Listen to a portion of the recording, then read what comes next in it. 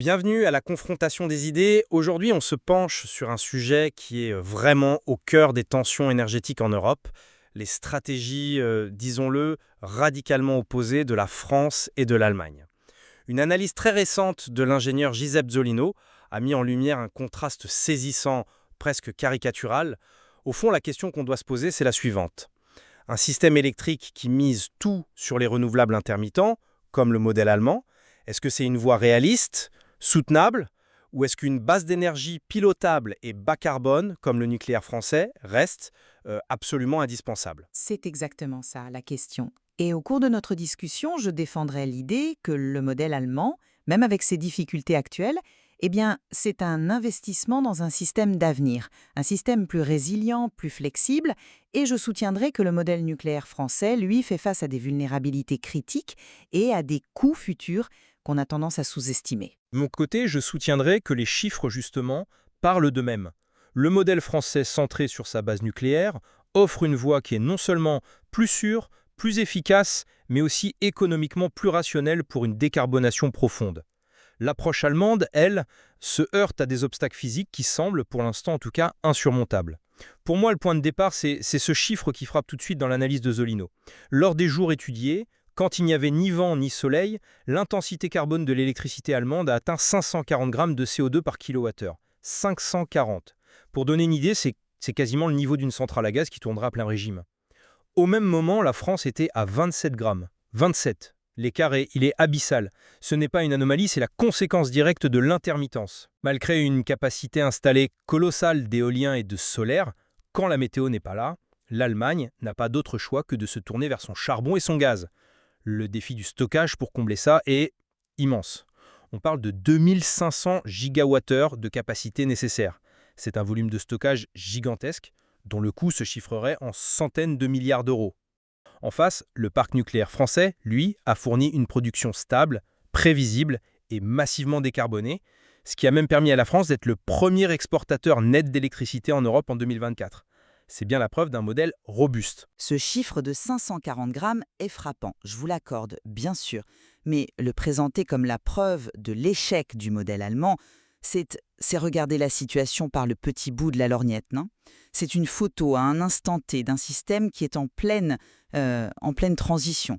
Ce qui compte, c'est la dynamique. Et l'Allemagne progresse à une vitesse fulgurante sur le stockage. On parle déjà de 2 millions d'unités de batterie en service pour 20 gigawatts. Et ce n'est qu'un début. L'Institut Fraunhofer vise 100 à 150 gigawatts d'ici 2030. La trajectoire est exponentielle. Et puis, pardon, mais parlons de la robustesse du modèle français. Elle a un peu volé un éclat en 2022, non? La crise de la corrosion a mis à l'arrêt près de la moitié du parc, faisant chuter sa disponibilité à 54%. Résultat, la France a dû importer massivement de l'électricité. Enfin, le coût. Vous citez le chiffre de 60,4 € le mégawatt. Mais c'est l'arbre qui cache la forêt. Ça, c'est le coût d'un parc déjà amorti. Ça n'inclut ni les dizaines de milliards du grand carénage, ni le coût exorbitant des nouveaux EPR. L'Allemagne, elle, investit dans des technologies dont les coûts ne font que baisser. Oui, mais ce risque de l'intermittence, Mm. il faut le comparer au risque du modèle français. Je ne nie pas la gravité de la crise de corrosion de 2022, ça a été un avertissement industriel très sévère. Mais il s'agissait d'un problème technique qui est en train d'être résolu.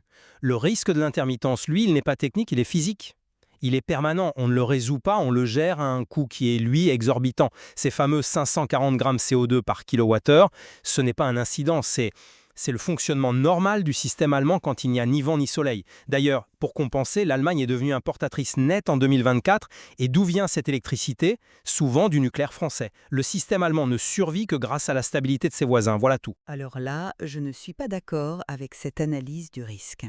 La crise de 2022 a justement montré que le risque le plus dangereux, ce n'est pas celui qu'on gère au quotidien, mais celui qui peut faire s'effondrer le système d'un coup. Un défaut en cascade sur une flotte de réacteurs identiques, c'est un risque systémique. C'est mettre tous ses œufs dans le même panier, littéralement. Le modèle allemand, avec sa diversification de sources, éolien terrestre en mer, solaire varié et son maillage territorial, est intrinsèquement plus résilient face à un point de défaillance unique. L'interdépendance a fonctionné dans les deux sens. C'est ça la force du réseau européen. Quand la France a fléchi, l'Allemagne a été là. C'est la preuve qu'un système maillé, décentralisé, et plus robuste qu'un système hyper centralisé. La vraie sécurité, elle vient de la diversité. C'est une vision séduisante de la diversité, mais elle se heurte au mur de la réalité physique. Prenons l'échelle du stockage. Vous mentionnez les 20 gigawattheures de batterie. C'est un début, certes, mais soyons sérieux, c'est une goutte d'eau par rapport aux 2500 gigawattheures nécessaires pour traverser ce que les Allemands appellent une Dunkelflaut, c'est-à-dire une période, souvent en hiver, où il n'y a ni vent ni soleil pendant plusieurs jours, voire une ou deux semaines. Pour faire face à ça, les batteries actuelles ne tiendraient que quelques heures. Même l'association allemande de l'industrie solaire se plaint que le déploiement est freiné par un cadre juridique qui n'est plus du tout adapté.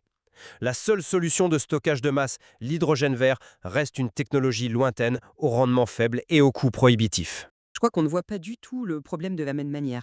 Vous restez bloqué sur cette idée d'une solution unique de stockage de masse, une sorte de Big Bang, de réplique nucléaire version batterie. C'est une vision très centralisée, très française du problème. La stratégie allemande, elle, repose sur une combinaison de flexibilité, pas sur une solution miracle. La trajectoire est plus importante que la photo d'aujourd'hui. L'an dernier, 600 000 nouvelles batteries ont été installées. C'est une dynamique industrielle phénoménale, mais ce n'est qu'une partie de la solution. L'autre partie, c'est le pilotage de la demande, c'est-à-dire inciter les industries et les particuliers à consommer quand l'électricité est abondante. Et surtout, l'élément clé, ce sont les interconnexions européennes.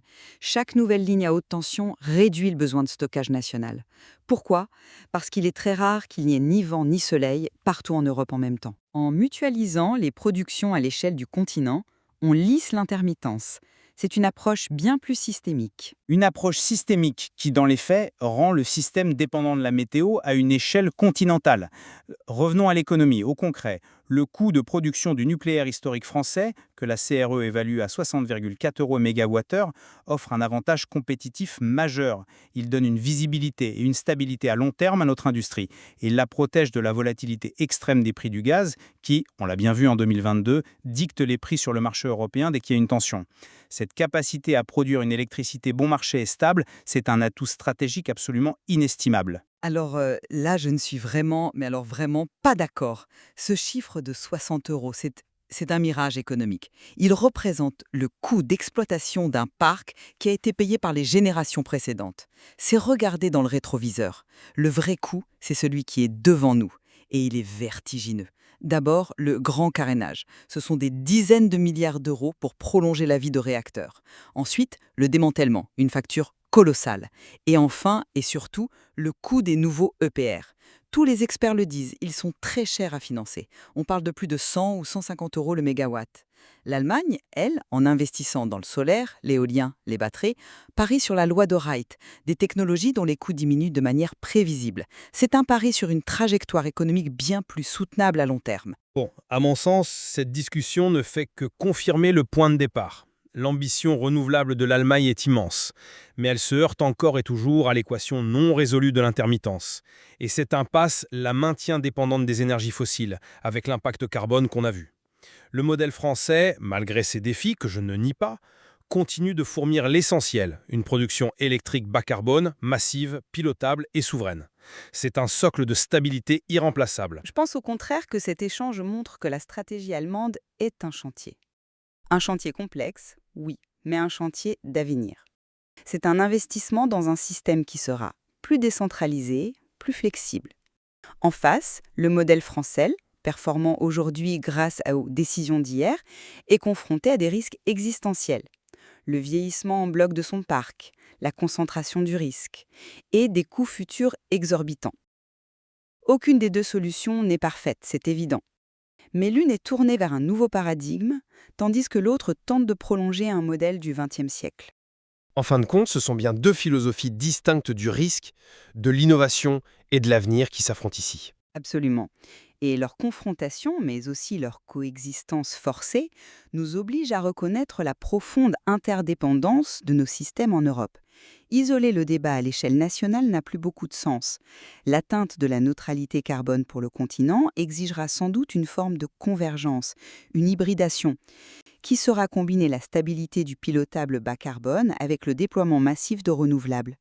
Les données que nous avons examinées aujourd'hui ne sont qu'une facette de cet équilibre complexe, et il y aurait encore beaucoup à en dire.